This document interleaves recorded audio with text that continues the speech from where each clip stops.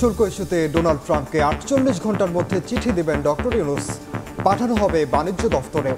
যুক্তরাষ্ট্রের তৈরি পোশাকের বাজার রক্ষায় সব কিছু করবে সরকার।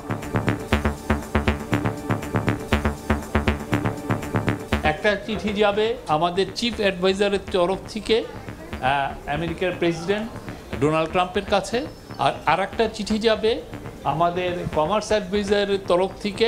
আমেরিকানরা মনে করে যে বাংলাদেশের প্রোডাক্ট অনেক বেটার, যত শীঘ্র সম্ভব এটা রেশনালাইজ করব। বিদেশিদের টানতে কাল বিনিয়োগ সম্মেলন শুরু। চুক্তি হতে পারে নাসা, বিশ্ব ব্যাংক, আইএলওর সঙ্গে। ভবিষ্যতের পরিবেশ নিশ্চিতে রাজনৈতিক দলগুলোকেও আমন্ত্রণ। এই মেসেজটা দিতে চাই যে কাম এক্সপিরিয়েন্স দ্য নিউ বাংলাদেশ। আইএলওর সাথে দ্বিপাক্ষিক চুক্তি স্বাক্ষর করার চিন্তা করছি। আমরা নাসার সাথে একটা চুক্তি স্বাক্ষর করার কথা চিন্তা করছি স্পেস এক্সপ্লোরেশন নিয়ে। দেখছিলেন প্রধান শিরোনাম। সন্ধ্যার সময়ের সঙ্গে আছি আমি ওমর ইনান এবং আমি জুম্মান সাদিক জ্যাভলিন। এবার অন্যান্য শীর্ষ সংবাদ। প্রবাসী আয়ে নতুন রেকর্ড। মার্চে এসেছে $৩২৯ কোটি।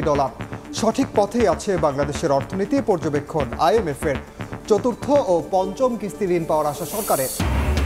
পররাষ্ট্রমন্ত্রী থাকাকালে ৬৮৩ কোটি টাকার সন্দেহজনক লেনদেন। অর্থ পাচারের অভিযোগে হাসান মাহমুদের বিরুদ্ধে ২ মামলা।